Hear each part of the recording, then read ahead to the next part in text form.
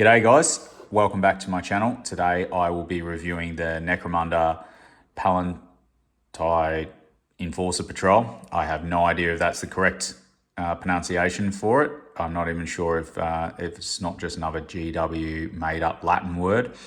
But this is one of the base gangs for Necromunda. It's the Lawbringer gang. So if you ever played any of the games like Cyberpunk or anything like that, I always love playing the Lawman. So this gang is the gang I've chosen to go. A couple of my good friends have been playing this game for about 12 months, had a little bit of a campaign, should have gotten in on that. But hopefully they're starting up another one this Christmas. So I thought I'd get in early and at least have my game painted by then. So I got this pack. Let's open it up, see what goodies are inside. This comes shrink wrapped. I've obviously removed the shrink wrap previously to this, just so you don't have to see me just cutting a shrink wrap off or trying to use my teeth like an animal. So what's inside? We have a sprue. We have the transfer sheet. There's two. You probably can't see that very well, but there's black and white transfers. I'm guessing for depending on which color you paint yours. Then we got bases, 10 bases in there. They're all textured to be like a cityscape. So we got instruction sheet. Oh, that's it. The sprues are the same, so two identical sprues. And there's a bit of a change for me, a actual instruction booklet with a couple of different ways, variants for it. So I'm guessing because there's 2 packs of 5, it allows you to do a couple of slightly different builds. For example, that looks like it's the same as what they're saying is a captain here. It's just different weapon options. Some of these arms are the same arms, just on different bodies. So there's a few different options, which is cool. So let's have a look at the sprue. What we have here is, along the top here, we've got helmeted heads. There's a non-helmeted head here. There's some bolt guns here and here. I think that's called a concussion carbine. It's like a shock gun. It's not quite as good as the shotgun or the bolt gun, but it's sort of like a giant taser type of weapon, I think. We have the shotguns. I think they're stub pistols, and that'd be a shock baton. It looks like there's only one shock baton on it. And there's a couple of different holsters. There's holsters with the pistols actually in them. Sniper rifle. A couple of different grenades types and pouches, which is cool.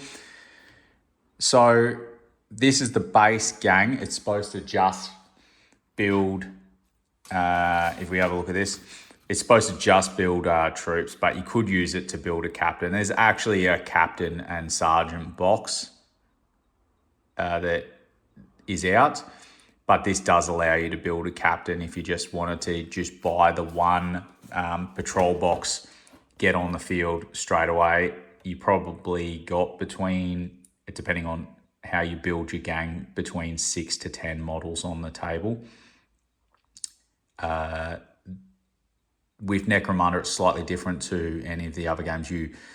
Your gang progresses as you go and you build stuff. So this is like the base option of what's available for a starting gang, like sniper rifles, bolt guns, the shotguns and pistols. That allows you to build your patrolmen and your Jews, which are like your rookies. And they've got one guy who is built to look like a captain, but he could quite easily just be a regular patrolman, just armed with a shock baton and shotgun. So let's build these bad boys and see how they are to build.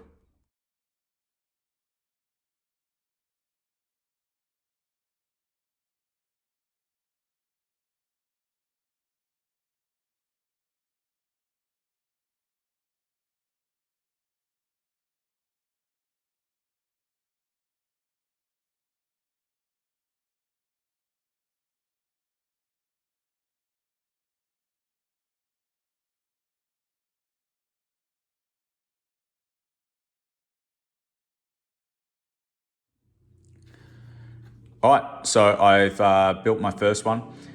So my advice for this is cut just the pieces you require off the sprue, clean them up, and then assemble. I also recommend using a plastic glue just because, say, the hand itself is just sort of sitting on. There's not really a connection, so you really want the bond that a plastic glue gives. I also, the reason why I recommend snapping off a single model and then building it is all the legs don't always match up, or perhaps the arms, if you've got two arms that are supposed to be holding things, won't match up. So if you've accidentally snapped this arm off but you expected it to be holding a shotgun, it may not work. So don't just snap them all off and then go, oh, which part was part 45, because good luck trying to find it. Apart from that, they're pretty good models. There's a little bit of flashing from the mold and a little bit of join lines, but expert modelers, not me, will have no trouble fixing that.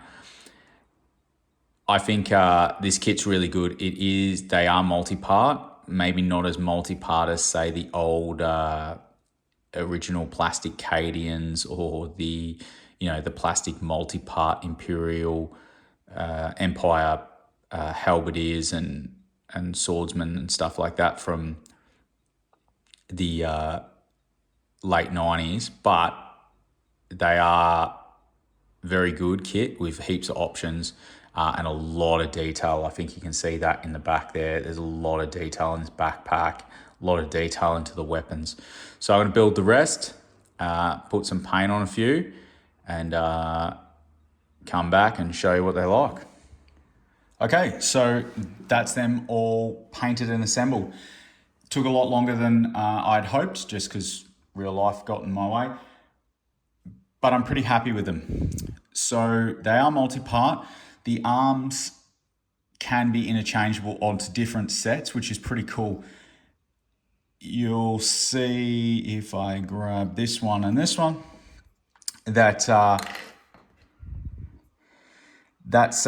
two different bodies, but with the same arms, just different weapons.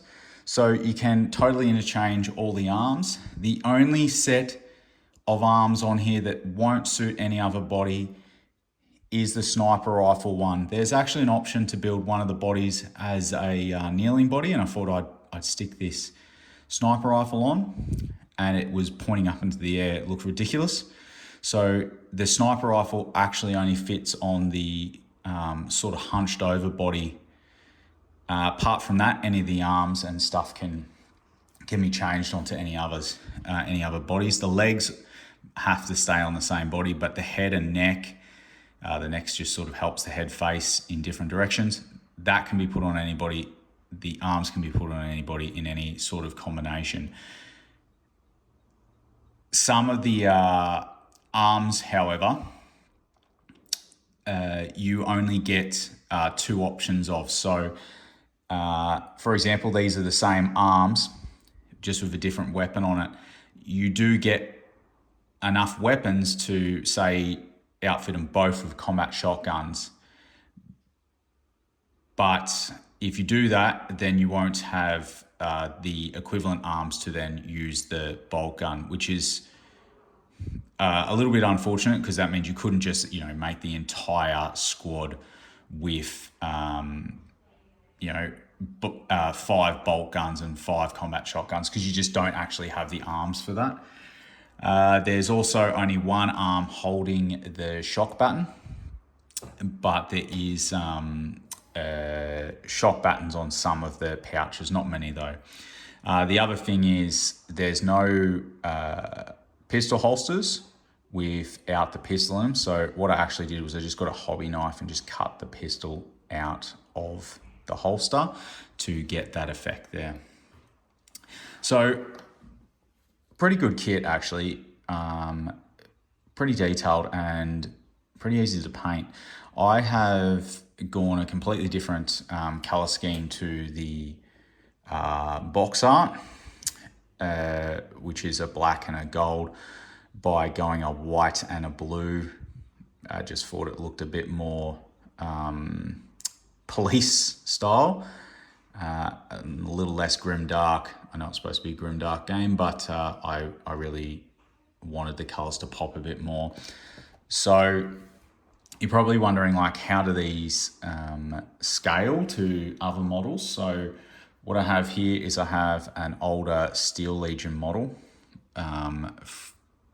from the old metal GW line, and as you can see, it's a lot taller than the old Steel Legion models. Next we have Star Wars Legion. As you can see, even if I move the bases to the top, Star Wars Legion is obviously still a bit scaled above. Then I have this one's from Anvil Industries. That's their old scale. I actually heard they're changing the scale of their models, but that's their old 28mm Sci-fi, and you can see it's slightly smaller than that again. And then what we have here is a current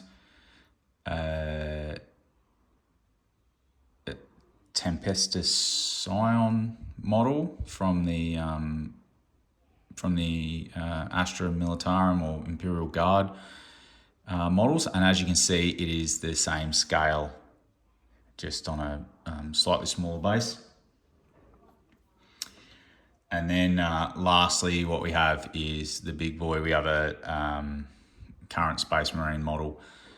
As you can see, it probably actually scales perfectly well, because these are supposed to be giant humans, and this is a regular police officer just patrolling the beats of Necromunda. So all in all, pretty good for scale to sort of sit. It wouldn't look out of place in most sci-fi games, and it's definitely in the newer Games Workshop scale than the older 28mm. So do I recommend this set? If you're going to play Necromunda, it is perfect. All you literally do is just choose one to be your captain, all the rest to be either your juves or your fighters or whatever, your gang members, and you have enough to go straight into the game with a standard squad with this squad here, or gang. You have the options that you require to play. They're easy to assemble, pretty fun to paint, and you can, like I didn't go the actual color scheme, and you can still see that they look pretty good. And I really can't wait to annoy my friends by yelling, "I am the law," every time I roll dice. So I hope they're prepared for me to say that, because it's going to get annoying.